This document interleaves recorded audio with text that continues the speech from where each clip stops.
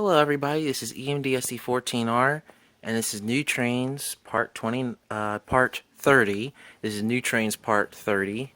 Yes, this is the 30th installment of New Trains. I finally actually decided to start making this video after waiting and waiting for other trains to come in and they haven't showed up yet. So rather than just keep holding on to this, I decided to make the video today, which is 12/17/2015. So I've actually had these engines a little bit over a month, and you probably got sneak peek previews of them. But yeah, this is the actual video of them. So let's start over here with the American GK E60 CF. This is Penn Central E60 CF number 4502. This is actually the first engine I bought on eBay using PayPal, so it's my very first PayPal purchase. Now, I've originally told everyone that, it's not a good idea to use PayPal unless you use postal money orders. But the trick is to using PayPal, if you don't use your main bank account for the PayPal account, it's less likely people will be able to take your money. So if you make up a separate account just for PayPal, that's the best way to ensure that your main account is not tampered with. Also, make sure your security code for PayPal is secured. So yeah, this is a brand new American GK E60 CF. The guy that I bought it from, he was going to do something with it, but it sat on his shelf for years, never been ran or anything like that. It's got, let me see if I can step out of the light. It's got all the parts with it. I put shelf couplers on it. So here's the Conrail unit right here. So 4544, 4502, so they're in the same class. So I've had the Conrail unit for years, but you guys just probably saw it in my Conrail electric video that I made. That was a preview of this unit running. It runs really good. I think I got like, let's see, I got 6 E60 CFs in my collection, and I think I got 4 E60 CPs from American GK. I'm not sure. I have to double check that. No. Let's see, 4. Burlington Northern, Great Northern, the undecorated one, Conrail one, that's 4. And then this is 5, and I got 3 of these, so I have 8. So I have 5 of these, and I have 3 of these. So yeah. So moving on, this is the American GK E60 CP number 972. I'm not sure if it's the same number as the one I already have, but this one is actually the Walthers version of the American GK. So actually, American GK was first, and then Walthers bought the molds and tooling for them and started making them for a short time. So this is the Walthers version. This is also brand spanking new. Never been used, never been ran. It has all the parts with it. It's a great runner. The thing that I noticed with the American GK E60 CPs is they flipped the motor around backwards so it could fit under the roof hump. But that means when you put the engine in forward, it goes in reverse, and when you put it in reverse, it goes forward. So yeah, I am going to put cam motors in all of them, so that's going to eliminate that problem, so it'll run in the right direction. I probably will leave this one in this paint. The other one I have is in Penn Central, and it actually is the same number as my Conrail unit over there. So I have an E60 CP in Penn Central that has the same number as my Conrail E60 CF, and I need to change the number on that because I don't need to have 2 engines with the same number, and it's probably going to be painted in the Amtrak anyway. It will be painted in the Amtrak. But the cool thing about the Walthers and American GK E60 CPs and CFs is that they're really heavy. They use Athearn components, so Athearn trucks and Athearn type frames, although this frame is a lot longer than your standard Athearn frame. I'm not sure if it's the same length as the FP45 or FP45. I'm not sure. I'm thinking it's about the same length. The E60 CFs use the SD9, Athearn Blue Box SD9 frame with the GE trucks on them. So yeah, but very heavy, easily can pull 10 to 12 cars without any problem. You guys have seen videos of my older, the other Amtrak one that I have. But that one's actually older, has the older motor. This one has the later motor. This one I think has the older motor, but this one has the newer Athearn Blue Box motor. But it's really nice. I like it. Just showing you the underbody. Put the body mounted couplers on there. I actually had to put styrene in there because the pilot was cracked. So I put styrene in there and I filed and smoothed it out. So yeah, it works perfectly now. But it is brand spanking new. And then you're looking at this engine here, and you're probably saying, okay, right off the bat, you're looking at the body shell and you're saying, okay, this is an RS11. Well, yes, you are correct. It is an RS11, but if you look at the trucks, it's actually riding on 6-axle RSD5 trucks. So, yeah, it's not technically an RS11. This is actually a, I call it an RS11C. C indicating it rides on 6-wheel trucks. Now, you're probably saying, how did you make this engine? Well, I didn't make this engine. I bought this engine off eBay also using PayPal. This would be my third engine purchased on eBay using PayPal. That one would be my second. So that's my second purchase on eBay using PayPal. First purchase on eBay using PayPal. Third purchase on eBay using PayPal. And the cool thing about all three of these is they were buy them now. So I just bought them. So they had like a fixed price. I didn't have to do any bidding on them. So that was very nice. But I really wanted this unit because it's so unique. And by the way, it's brand spanking new. I bought it brand spanking new. The railings on it were damaged because the original box covering wasn't there. But I ordered the railings off of eBay also, and they actually came on the same day that the locomotive arrived. So I put the new railings on and everything. But you can see it's got the RSD5 chassis, and the fuel tank is an RS11 fuel tank. I did actually see on a forum that someone actually made an RSD5 using the Atlas RS11 and the 6-wheel trucks, and using the RSD5 frame, but they didn't change the fuel tank. They left the fuel tank just like an RSD5, and it was supposed to represent a B&O RS11, but this has the correct fuel tank for the conversion here. But I'm calling it an RS11C. I already had the paint scheme drawn up for this on my computer, and I will be getting it painted hopefully soon. It will be getting sound and DCC in it. But this engine is really, really nice. You actually saw a preview of this teamed up with my D&H Jeep 38-2 number 7325. So that's a really good engine, really quiet, really nice engine. Brand spanking new. Bought it just like that. No kidding, no joke. And then this is a Bachman Spectrum Vanderbilt tender.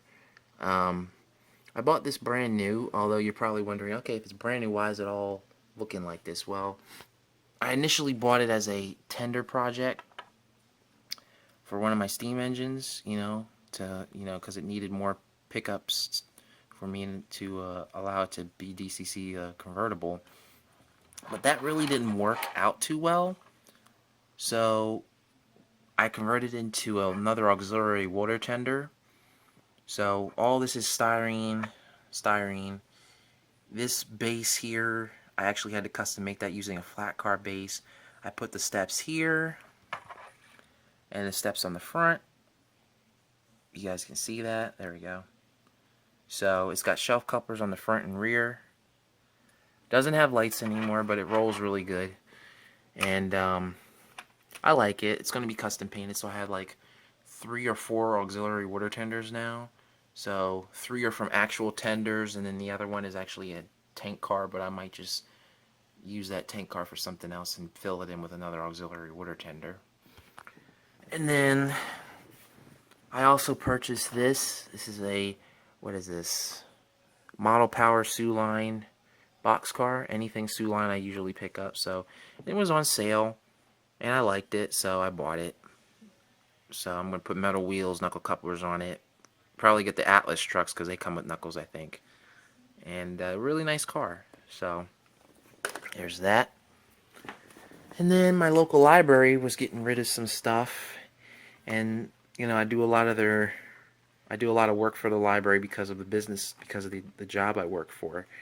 And one of the librarians actually said, "Here, have this." And then she gave it to me. It's, you know, Railroad Journeys Around the World.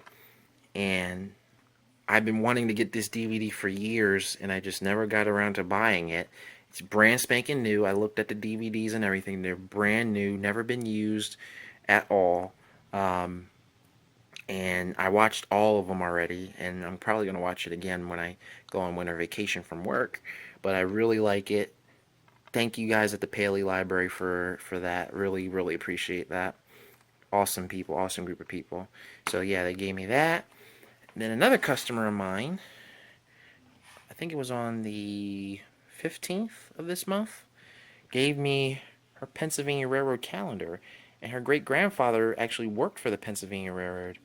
And she actually told me that he actually drove the first train to Johnstown after the Johnstown flood. He was a locomotive engineer for the Pennsylvania Railroad, and he actually took the first train to Johnstown after they had the Johnstown flood. I remember her telling me that.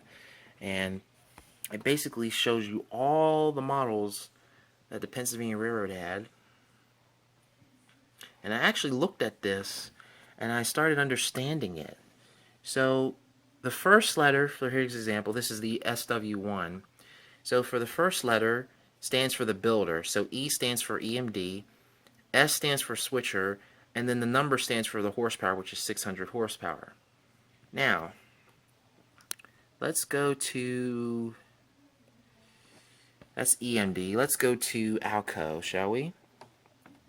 So these are for Alco S1 and S3 switchers. So the first letter represents Alco. S stands for switcher. 6 stands for the horsepower. Alright? Same thing with Baldwin. For the DS44660, B stands for Baldwin, S stands for switcher, and 6 stands for the horsepower. I think the A is a second group of these locomotives, if I'm not mistaken. So yeah, so it's really cool how they did the designations for these locomotives. I mean, the pictures are just phenomenal. I mean, this is really cool. I mean, just walked up to me and gave it to me while I was working. I mean, when you do good for people, God blesses you, you know. God has a way of bringing people in your life, and you know they're really good, you know. Treat others as you want to be treated, and you get rewarded. So this is one of my favorites. I like the GG1 here. It actually gives you the name or the information. And I'm pretty sure that's a year before Pennsylvania Railroad merged with the Penn Central, because I think they merged in 1961 with the New York Central. Now, these are the Erie Bilts, and it gives you the designation from them. So, FF20C. So the F obviously stands for Fairbanks Morris, and then the second F stands for freight, and then the 20 stands for the 2,000 horsepower that they produce. So I'm really digging these designations here. I might even use them for my railroad. Keep things simple. You know what I mean? And then here's a transfer unit.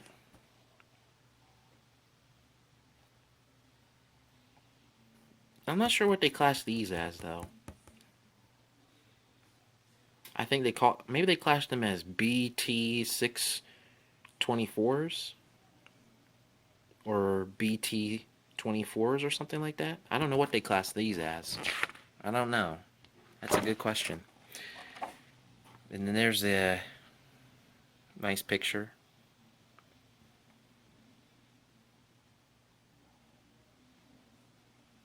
So, shark nose units. RF-16s.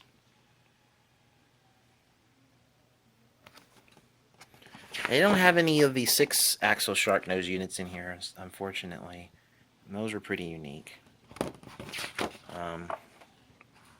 So yeah, there's another one. I mean, look at the cars in that day. Look at the cars in that day. There's some information right there. I think there's one more picture. Yep, another picture. This is a mountain type.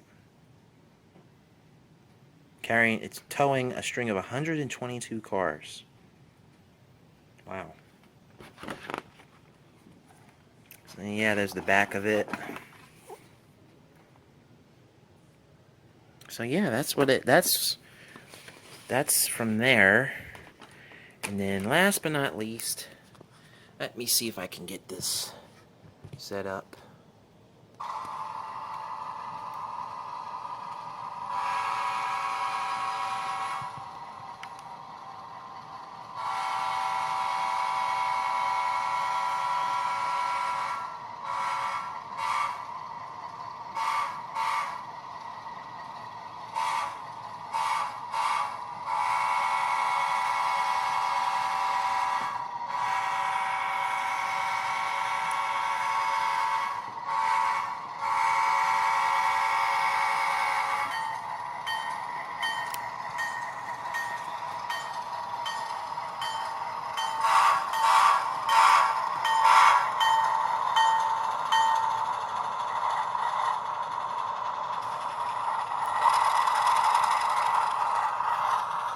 So yeah, this is my very first Bachman Sound Value RS3.